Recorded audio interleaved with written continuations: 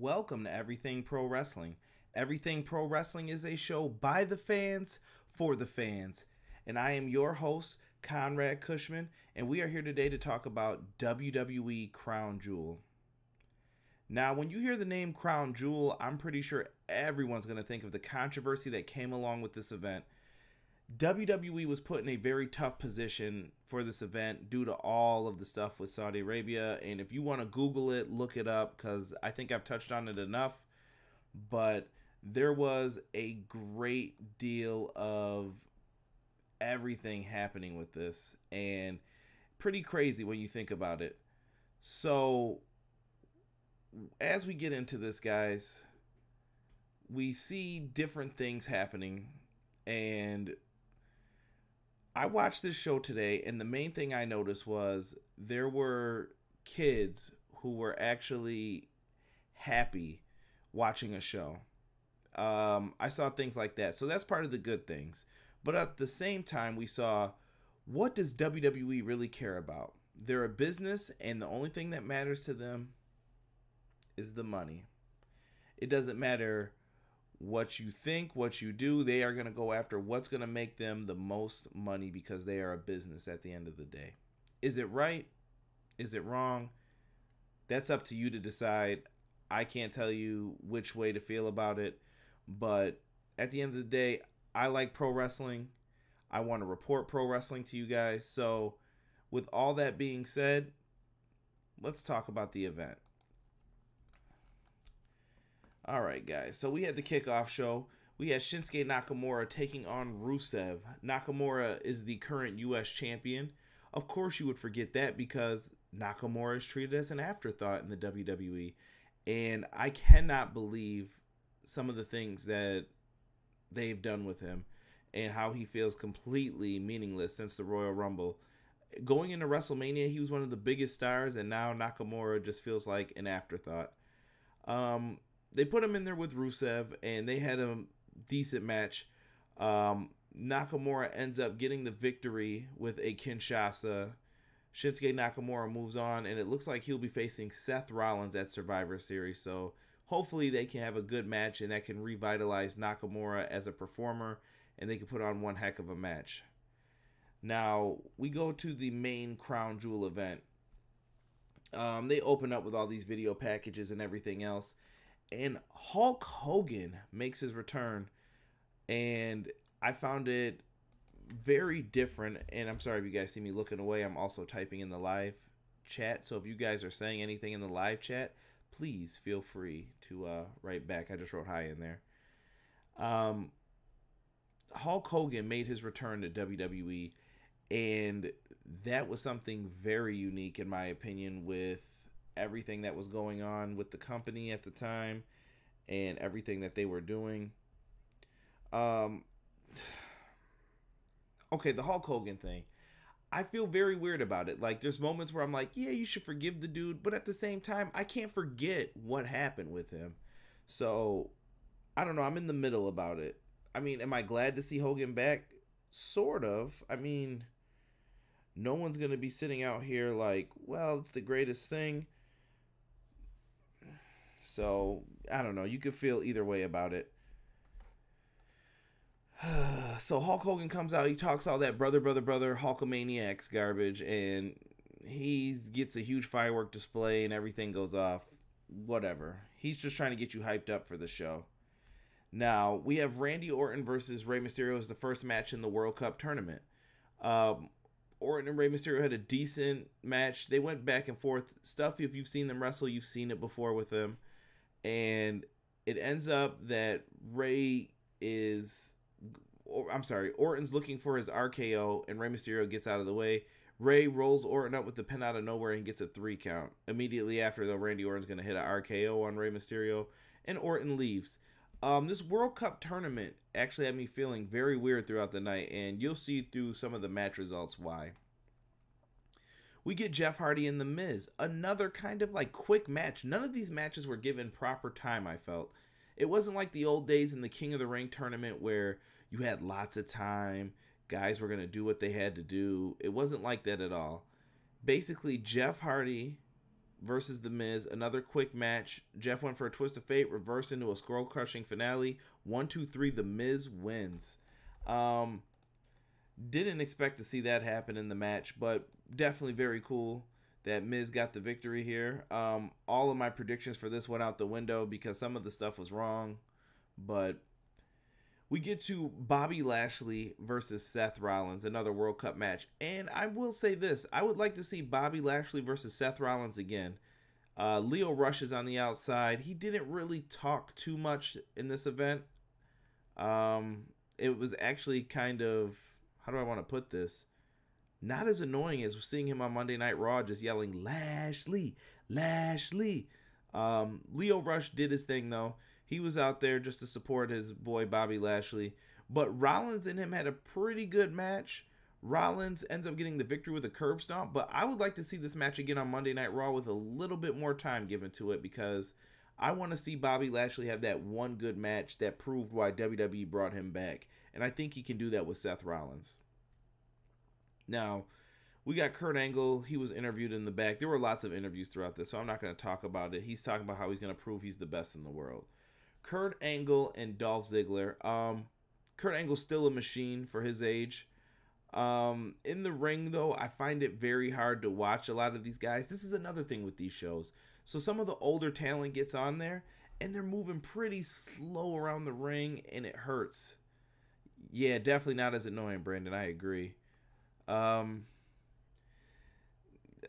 Dude, I don't know. So Kurt Angle's in the ring. He's doing his thing. Like I said, I can't be mad at Kurt.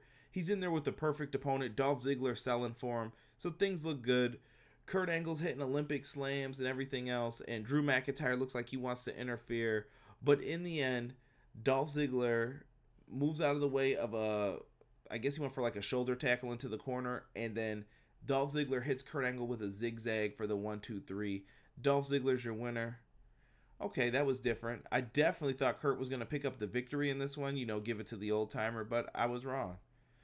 Next up, we had New Day, who came out to the ring for their title match against The Bar.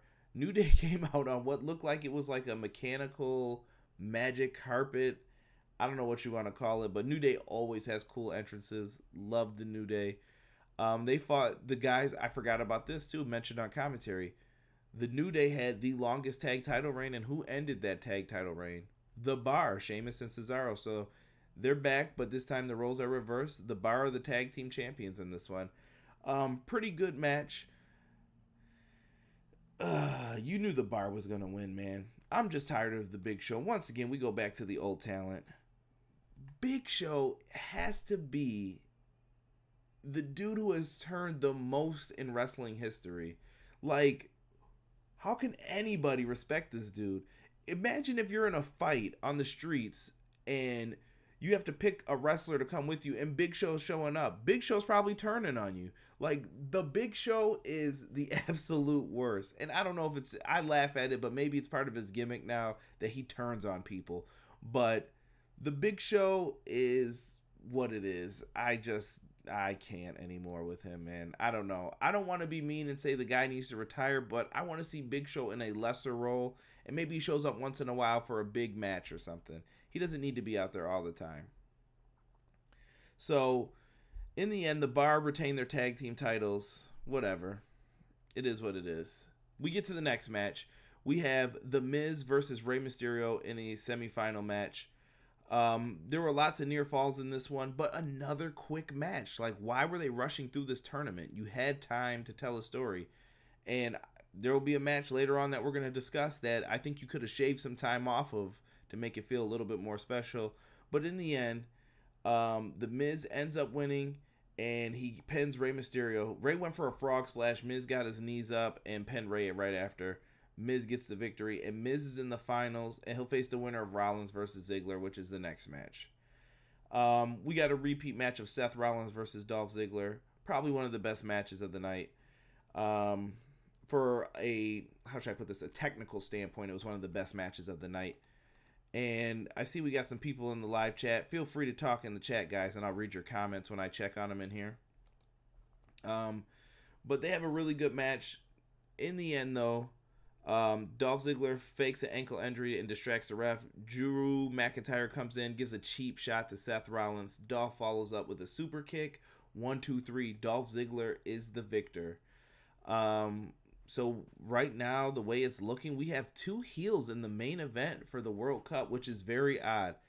And I didn't know how to take that, but I was like, it's different, so cool, we'll roll with it. Because Dolph Ziggler and The Miz had awesome matches in the beginning when they first did the brand split. And remember when Dolph Ziggler put his career on the line versus the Intercontinental title? That was good shit, man. And I don't know. That was really good stuff. And I'm like, hopefully we get to see that with this. So we get to the next match. AJ Styles versus Samoa Joe. Now, you guys know I'm a Samoa Joe fan. I'm an AJ Styles fan. But we knew what was going to happen with this. If you listen to my podcast, I spoke about this match when I was giving a preview for it. And you knew good and damn well they were not going to let Samoa Joe pick up the victory over AJ Styles. The man's on the cover of the video game. He's about to reach his 1-year mark as champion. And depending on who wins the Universal title match, AJ Styles has to be the one to face either Brock Lesnar or Braun Strowman for them to have a really good match. I felt you could have put Samoa Joe in that spot, but WWE does not have that trust for Samoa Joe. So they have what I would call an okay match. Nothing that you would expect. And I felt like they needed like 10 more minutes of time for this match as well. It felt kind of rushed. And after a phenomenal forearm, 1, 2, 3, Joe loses. What the hell? Like, I don't know. I didn't like the ending of it. It felt kind of just meh. It just happened and that was it. Ziggles. Shout out to Brandon Anderson in the chat. What's going on? My boy from Maryland out there representing. He is a Dolph Ziggler fan, it looks like, potentially. So we're getting to acting Raw GM Baron Corbin comes out for the Universal title match.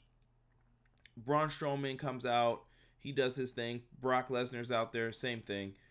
They're doing the ring introductions, and Paul Heyman does his usual shtick with Brock Lesnar.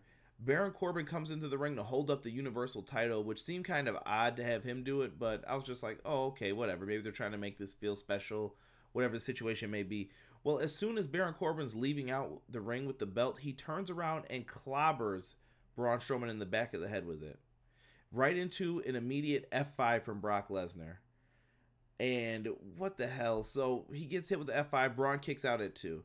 Brock hits another F5 and Braun kicks out again. Lesnar's looking shocked at this point. So he picks him up and hits a third F5. Now Braun's getting mad. He picks him up and throws him over the top rope with kind of like an F5 like to the floor. And then Braun slowly gets back into the ring, whipped into the corner. Braun hits a big boot, but the moment he runs out, another F5. 1, 2, 3. After 5 F5s, Brock Lesnar is once again your Universal Champion. I just hope the dude's going to show up and actually do something this time. I want to see something different from Brock Lesnar. I don't want to see the same old crap. I know he's getting paid and it's supposed to be easy, but I don't know, man. I didn't like that. Smalley Biggs, I'm going to get to that, my man. I see you're talking about the next match. I want to hear from you in the chat, Smalley Biggs. Give me some more of your thoughts on the show. When I get to that match, I'm going to read that comment. So we talk about here the Universal title match. We're back on this. So Lesnar's the champ. In the short term, I see why you do it. You're going to get a rematch of Survivor Series, Brock Lesnar versus AJ Styles. And I think this time, AJ better go over in that match, in my opinion. If I'm holding the pen and I'm booking this, AJ Styles needs to win over Brock Lesnar. Lesnar had his reign of terror, whatever you want to call it, and it's time for AJ to be cemented, is what I wanted to say, as one of the top tier talents in WWE. He has not been main eventing anything. Let this man main event. He puts on great matches. Let him do his thing in there. So we get to Shane McMahon, Baron Corbin. They're ringside to watch the finals of the World Cup. Miz and Dolph Ziggler, excuse me, So Drew McIntyre's at ringside for this one. Ref decides to eject him. Ziggler's arguing back and forth with the referee, back and forth about things. And then The Miz decides to attack Ziggler from behind with the opening bell. Miz takes Ziggler outside, but when Miz hops out of the ring, it appears that he's injured his leg. It's a work. So The Miz is unable to get back in the ring, so the referee calls off the match, and they're saying that they're going to have to award it to Dolph Ziggler. It's a forfeit. Shane stops him and says it's not going down like that, and Shane says he will take the place of The Miz. I don't know if that means Miz is getting fired, because, you know, that was in there too. Kanye Kali, what's going on, man? Brock is the best in the world. Braun Strowman is the best, okay? I hear that, guys. If you disagree with me, please feel free. I want to hear everybody's thoughts and opinions on this. And if you guys aren't, make sure you subscribe to the channel, like the video. If you guys want to hear more content like this, I try to do these after every show. So let's see here. Smalley Biggs, I'm disappointed. AF, man. Shane O'Mac angle was super stupid and had no importance in storylines. I agree. So let's get through the rest of the results here, and you'll see what he's talking about. So in the long run, Shane McMahon winds up defeating Dolph Ziggler after hitting a coast-to-coast. 1, 2, 3. Dolph Ziggler loses after a little quick mini fast match once again for this tournament. That was like the theme of this tournament. Quick, fast matches that didn't need to happen that way with a lot of gimmicky bullcrap in them. Shane ends up getting the victory. Now look, guys, I like Shane McMahon. But to insert him in something like this and have him win something where you're talking about best of the world, I don't know if this is a ploy to get CM Punk to come back. It ain't working, bro. Shane McMahon did not need to be in this spot. No McMahon should have won this. You should have showcased your wrestlers, in my opinion, and had someone just actually be best in the world. You could have gave it to Dolph. You could have gave it to Miz. I don't know why Shane needed to win this. So we'll see where this goes. Hopefully it leads to something. But whatever. And then we get to the point in the show, which is the main event. Let me see here if anyone else. Brandon Anderson, every Brock match is F5, 10 suplexes, F5. Hey, Brandon, he's making lots of money, bro. If you could do the same thing, listen, trust me, if I was a wrestler and I could pick what I was going to do, it's going to be a sleeper hold every time, bro. Because I'm not getting hurt, and I can do that when I'm 90 years old. So I'm sure Brock's just thinking about his pockets, and that's all that matters. Braun Strowman is the worst of the world, okay? And Brock Lesnar is the best in the world. That's Kanye Kali. He is not a fan of Braun Strowman. I'm interested to know why. Or did you stop becoming a fan of him once he turned heel? Or tell me what you think of it, sir. We got 7 people watching. Guys, we're on the main event for this show. So do me a favor. If you got something to say, write it in the chat below. And if you guys could, leave a like on the stream. It will really help out, and subscribe to the channel. We're almost at 200 subscribers, so help a brother out. But let's talk about this main event. The match that I'm talking about that had too much time, I felt. It's the return of my favorite wrestler of all time, the Heartbreak Kid, Shawn Michaels, and his best buddy, Triple H, D-Generation X, versus Kane and Undertaker, the Brothers of Destruction. Another classic tag team. The entrances and the video package for the match, truly phenomenal, because WWE is excellent at doing those. The entrances were really cool. Did whatever they could. Now, I'm not going to go through this entire match and tell you everything that happened. When you look at this match, do not expect to see Triple H, Shawn Michaels, The Undertaker, and Kane in their primes.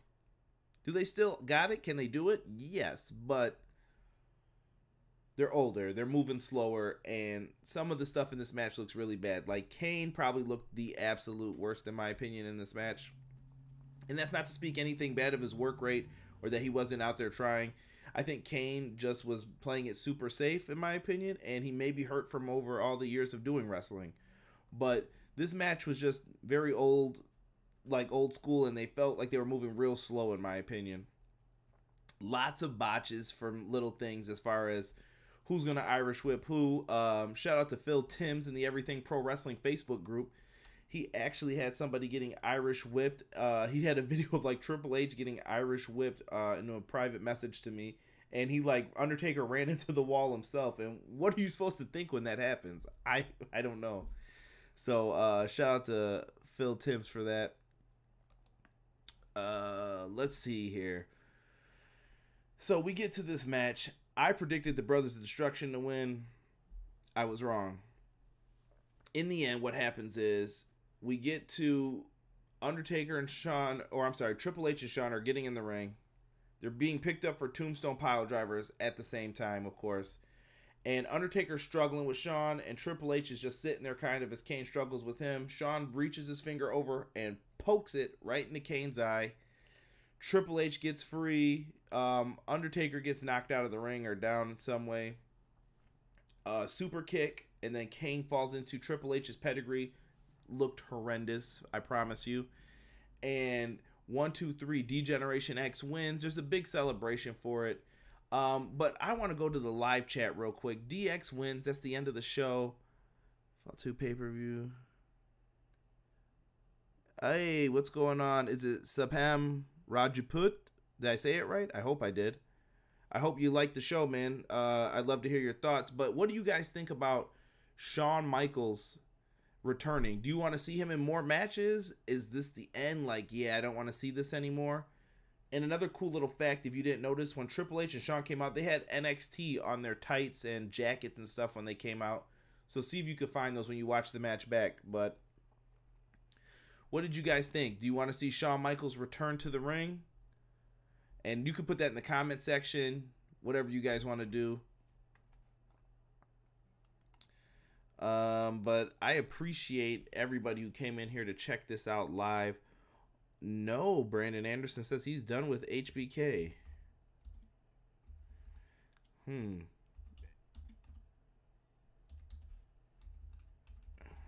me see here. I'm writing in the chat here. Do you want to see...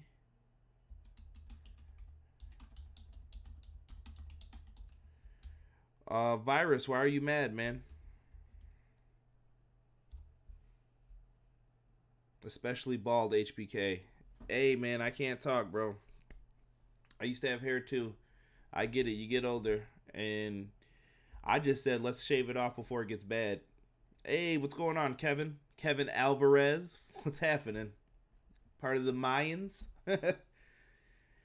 Decent pay-per-view, Kevin says. Kevin, since you're in here, Virus, Subham, Kanye, do you guys want to see more Shawn Michaels in the ring? I'll wait a second to give you guys some time. And once again, guys, I'm going to plug it one last time. If you guys aren't, make sure you leave a like on the video, subscribe to the channel. If you guys want to see more content like this, I usually try to do reviews after all the pay-per-views. Once in a while when there's a special video up, I will do it on here as well. I also have in the description box a podcast. You can listen to it on Apple Podcasts, Google Podcasts, Spotify. Make sure you subscribe to Everything Pro Wrestling. Type it in Google and find everything with us in it, guys. We have Facebook, Twitter. Follow us at EPW Show and talk some pro wrestling with us. It doesn't matter if it's WWE, New Japan, Lucha Underground, Ring of Honor, Impact Wrestling, whatever you guys want. We'll try and talk about it with you. Trust, he's great for appearances. Great to see him, but no. From a selfish standpoint, I would love to see more HBK. I also feel it defeats the purpose of the WrestleMania match with Taker. Kevin, I agree.